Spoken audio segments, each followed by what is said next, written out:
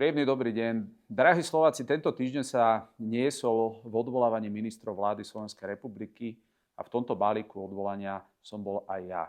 Takto pred rokom opozícia navrhla, aby som bol odvolaný a uviedla nejaké dôvody. A ja som teraz očakával, že za ten rok, o čo sa posunulo to odvolávanie, pretože koalícia mala oveľa dôležitejšie veci na práci, ako počúvať nezmyselné ataky zo strany opozície, tak som očakával, že teda po roku sa postaví ten najschopnejší predstaviteľ opozície, pretože tak by to pri odvolávaní malo byť, že teda opozícia si povie, že toto je v danej téme náš najväčší odborník.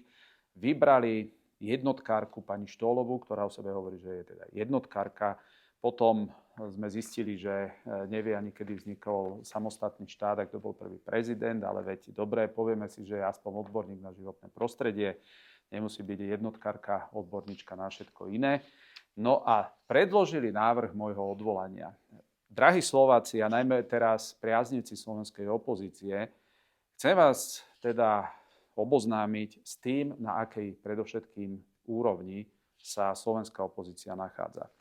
Ako hlavný dôvod môjho odvolania, alebo teda jeden z tých kľúčových momentov, a teraz počúvajte veľmi dobre, pretože som prvýkrát v histórii minister, ktorý je odvolávaný za to, že nezabránil ako minister vlády riadne zvoleným poslancom, aby v parlamente hlasovali o nejakom pozmeňujúcom návrhu. Týmto sa slovenská opozícia, ja vám to hneď prečítam, priznala, že neuznáva deľbu moci a že neuznáva parlamentnú demokraciu. To chcem v tom prípade, ak verím, že to je takto, to ešte, myslím si, aj keď to je strašné, ale je to ten lepší prípad, pretože ten horší je, že by sme museli povedať, že oni sú regulérne hlúpi. Pretože ten návrh na moje odvolanie, počúvajte, znie takto. Minister Taraba zlyhal, keď 7. novembra 2024 nezastavil škodlivý pozmeňujúci návrh koaličných kolegov zo strany Hlas SD. Drahí Slováci, tí, ktorí sa pod to podpísali, a sú tu teda všetky kapacity slovenskej opozície, samozrejme je tu pani Kolíková, ktorú kľudne teda môžeme nazývať podľa slov jej nedávšieho premiéra, že Mária, ty si ten podvod spáchala. Je tu dokonca pán Vyskupi, čo som šokovaný, lebo jeho som považoval ešte za toho príčetnejšieho v opozícii. Je tu samozrejme Gröling, Hlina, sú tu podpísaní Štólova, Sabo, veď to už samozrejme je tu Galko. Všetci títo ľudia, drahí Slováci, si myslia, že na Slovensku by vlastne mala byť demontovaná parlamentná demokracia, pretože neexistuje spôsob, ako minister vlády, minister je človek, ktorý vykonáva exekutívnu moc, výkonnú moc na základe zákonov, ktoré prijíma parlament alebo ktoré prijal parlament. Neexistuje v demokratickej spoločnosti nástroj, ako by dokázal minister zabrániť poslancovi, že nemá za niečo hlasovať. A viete, čo je ešte na tom smiešnejšie? Veď ja ani nie som členom strany Hlas SD. Povedzte mi ako ja, aj keby som bol v parlamente, čo ja mám zo stranou Hlas SD, veď každý vie, že ja som nominant Slovenskej národnej strany. Toto je priamy dôkaz, žiaľ, predstavitelia slovenskej opozície sú extrémne nevzdelaní. Extrémne. Ja nerozumiem, že dokážu brať 7-tisícové platy za to, že ani nerozumejú tomu, že ako poslanci Národnej rady nemôžu byť inštruovaní ministrom a ten minister nemá na legislatívny proces žiaden vplyv, najmä keď ide o nejakú inú politickú stranu. Takže toto, prosím pekne, je jeden dôvod. Teraz druhý dôvod, ktorý je ešte bizarnejší, že som zabránil, a teraz veľmi dobre počúvajte všetci, ktorí žijete na južnom Slovensku, na tej najúrodnejšej pôde, počúvajte všetci vy, ktorých tiež trápi to, že Slovensko už dávno nie je potravinovo sebestačné a chcem aj naozaj oceniť prácu každého, kto je v slovenskom poľnohospodárstve aktívny, tak Progresívne Slovensko a všetci tí, ktorí sa pod toto podpísali, navrhli moje odvolanie pretože ministerstvo pod vedením Tomáša Tarabu zastavilo vyhlásenie Národného parku Podunajsko. Drahí Slováci, Národný park Podunajsko mal byť národný park na juhu Slovenska, na najúrodnejšej pôde, kde chceli zakázať poľnohospodársku činnosť. To znamená, každý vie, že Slovensko zo 40% je pokryté lesmi, tam poľnohospodárska činnosť nie je.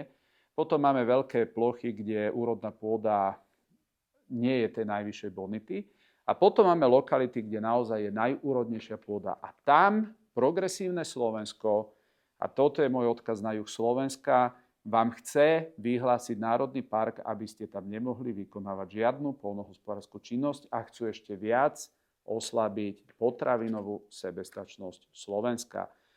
Každý, kto sa pod toto podpísal, takže nie len, že je za to, aby sa demontovala parlamentná demokracia podľa toho pôvodného bodu, ale je ešte aj za to, aby Slováci si nemohli dopestovať žiadne potraviny alebo teda plodiny na výrobu potravín.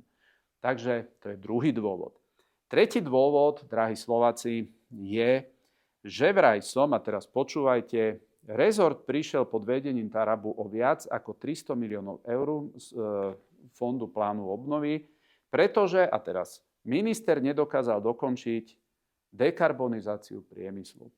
Dekarbonizácia priemyslu, drahí Slováci, je proces, kde fabriky, ktoré dnes majú riadne inštalovanú technológiu, niečo vyrábajú a na základe rozhodnutia bruselských úradníkov, ktorí bojujú teda za záchranu planéty a ničia priemysel v Európskej únie, ktorá má najčistejší priemysel široko ďaleko, nikto nám ani nesiaha na päty, tak sa rozhodli, že na Slovensku spoločnosť US Steel musí vymeniť fungujúce PC za nové, za elektrické a investícia je vo výške 1,6 miliardy eur.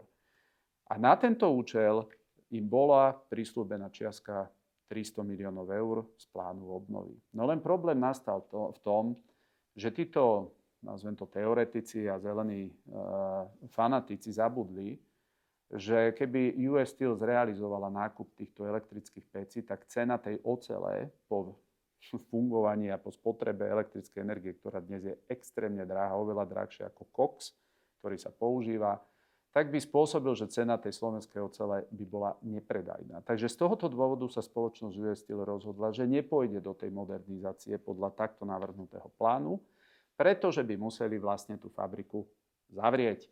Takže tretí dôvod, progresívne Slovensko a všetci, ktorí sa pod toto podpísali, tvrdia, že vlastne netreba odvolať preto, lebo súkromná firma sa rozhodla, že radšej chce zachrániť zamestnanosť tých tisíce ľudí na východe, lebo v opačnom prípade by museli zbankrotovať. Vymenili by pece, ale produkt, ktorý by sa v tých peciach v tom nákladnom procese vyrábal, by spôsobil, že tú oceľ by nikto nekupoval. Takže progresívne Slovensko vlastne popri tom, že chce demontovať parlamentnú demokraciu, popri tom, že na juhu Slovenska chcú ľuďom zobrať, aby mohli vykonávať poľnohospodárskú činnosť, tak chcú aj, aby zbankrotovala fabrika na východnom Slovensku US Steel. Mimochodom vás môžem informovať, že som mal rokovanie so spoločnosťou US Steel tento týždeň a dohodli sme sa práve na tom, že vieme nájsť podporu pre racionálnu dekarbonizáciu US Steel Košice. Stretol som sa s novým vlastníkom, japonskou spoločnosťou Nippon Steel. Ten projekt, ktorý nám majú predstaviť, vyzerá naozaj, myslím si, že sľubne, že US Steel sa zmodernizuje, ale zároveň zmodernizuje sa spôsobom, že ten produkt, ktorý budú vyrábať, bude naozaj konkurencieschopný a udržateľný.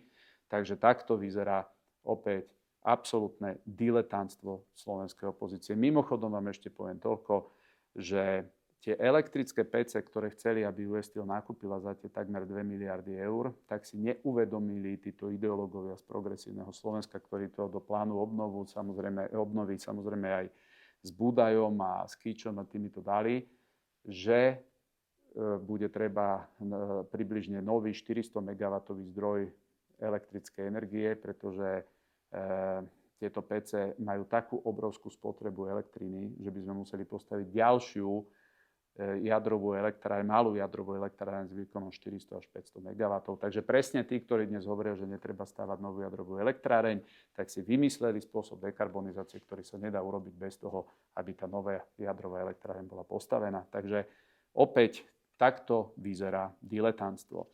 Nuž a potom má ďalší bod, pre ktorý ma chceli odvolať, a teraz dobre počúvajte, že chcem, aby Envirofond to je fond, do ktorého platia najväčší znečisťovatelia ovzdušia a teda exhalátov emisných plynov, teda tie najväčšie fabriky ako Slovnaft a SCP Mondy a podobne, teda tí, ktorí musia nakupovať emisné povolenky, tak do environmentálneho fondu práve tieto fabriky posielajú peniaze.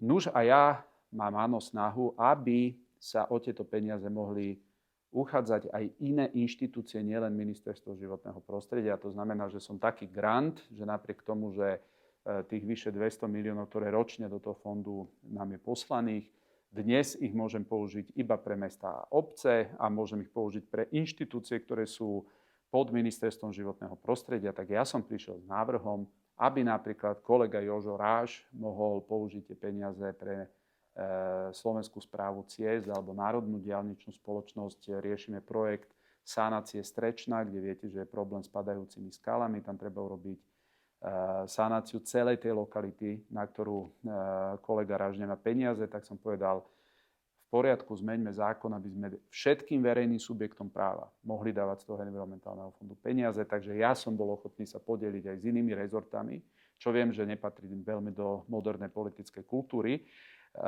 Takže rovnako som bol ochotný, aby Envirofond vedel dať peniaze napríklad na agrokomplex. Viete, že to je výkladná skriňa slovenského poľnohospodárstva, pokiaľ ide o prezentáciu techniky a výsledkov práce v oblasti pôdohospodárstva. No a napríklad pre kultúru máme tu veľmi veľa kultúrnych pamiatok, na ktoré pani ministerka v rozpočte nemá peniaze. Takže toto všetko som chcel, aby sa z environmentálneho fondu teoreticky mohli uchádzať aj iné rezorty o peniaze. Hovorím ešte raz, ide o subjekty verejného práva. Nuž, a pani Štolová a všetci títo, ktorí tam boli podpísaní, ma chcú odvolať za to, že financie vďaka nemu, vďaka mne, získavajú aj ministerstva dopravy, pôdohospodárstva a hospodárstva. Rozumiete, že títo ľudia považujú normálne štátne inštitúcie za nejakú hrozbu. Oni, ktorí parazitujú na eurofondoch. Celá Šimečková rodina už dnes má povesť obyčajných zlodejov eurofondov. Ľudí, ktorí nič poriadne nikdy nerobili, len nadávali na Slovensko ako jeho ocko, alebo rozkradali eurofondy ako jeho mamička podľa toho auditu. Tak títo ľudia považujú ministerstvo dopravy, pôdohospodárstva a hospodárstva za čo? Za nepriateľské inštitúcie. To znamená, že zbierať peniaze pre ich mimovládky a pre rodinu Šimečkovcov to je v poriadku, ale pokiaľ ja chcem, aby občania Slovenskej republiky videli výsledky práce za peniaze, ktoré získavame, tak to je pre nich dôvod, aby ma odvolávali. Mimochodom sú tak hlúpi, že si ani nezistili, že ten zákon ešte v parlamente neprešiel, takže dnešnému dňu ja tieto peniaze žiadnym týmto rezortom neviem dávať. Takže z tohoto dôvodu som sa aj rozhodol, že nemám najmenší dôvod sa zúčastniť na tohoto odvolávania. Nech sa ukážu, mohli ste to vidieť, pani Štolová mala famóznu reč, kde ma vlastne navrhla odvolať ešte preto, že sme kúpili červený koberec na schodisko, aby sa teda ľuďom neklzalo, najmä v období, keď je vlhko, tak aby mohli pohodlne chodiť po tých schodoch, tak sme tam kúpili obyčajný koberec, takže to bola hlavná vec. Takže takto vyzeralo odvolanie. Naozaj si myslím, že tak hlúpych a dezorientovaných ľudí, ako má dnes slovenská opozícia, sme ešte historicky nemali. Kompenzujú túto svoju nevedomosť a nevzdelanosť absolútnou hystériou, ktorú šíria, a preto považujem za veľmi správne, že všetci ministri sa rozhodli, že sa tohoto divadla zúčastňovať nebudeme. Preto som aj natočil tento podcast, aby ste vedeli, čo za absurdity namerené proti ľuďom v skutočnosti považovali za dôležité vám zdieľiť v návrhu na moje odvolanie.